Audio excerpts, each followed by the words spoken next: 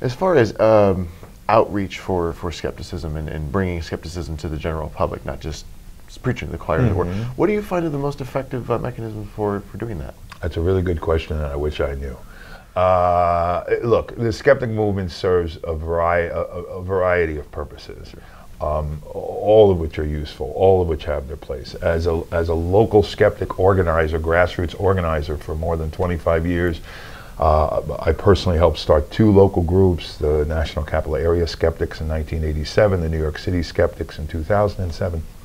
I'm a great believer in local on-the-ground activism, and I think it serves many valuable purposes. There are obvious purposes in the sense of providing education for the public, providing monthly lectures, for example, free lectures, which both my organizations do, and that's a great thing.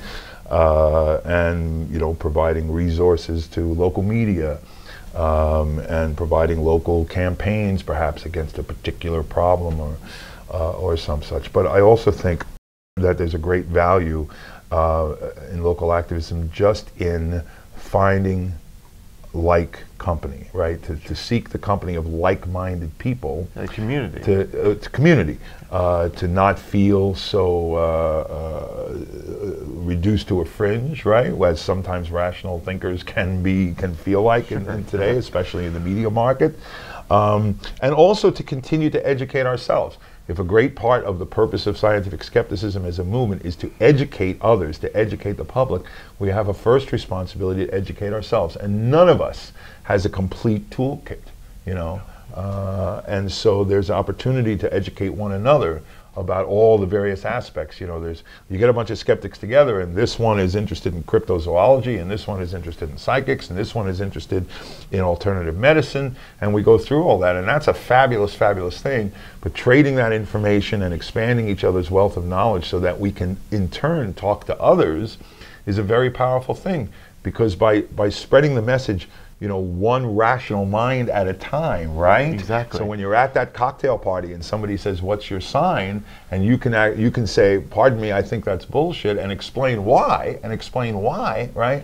That's ultimately maybe the best purpose of skepticism. So we can point to large-scale victories in the skeptical movement, and more all the time, not just the expanding numbers of the movement, which is obvious, I think, but also and as we see this week in Las Vegas here with the amazing meeting, this is the world's largest skeptic conference, annual conference. We have over 1,100 people here. We've been at that number of over 1,000 people now for a number of years. I don't remember how many years. And we have fresh blood, new people every year who then go out in the world and become more locally active, may not come to this conference every year, come to other conferences. So that's all terrific as well. And we can point to large-scale victories also. The phony bomb detection. The owner of that company is now in jail for a 10-year sentence in England, I think it is. And Randi was at the forefront of calling that out and explaining how the pseudoscience worked on that. Simon Singh won his case, prevailed in his chiropractic case in England that actually led to an improvement of the libel laws, awful libel laws in England, and that began in the early days. His first support came from the skeptic movement.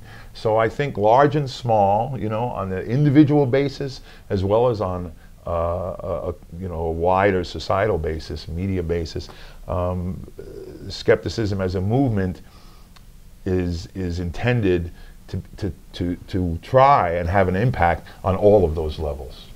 I definitely agree.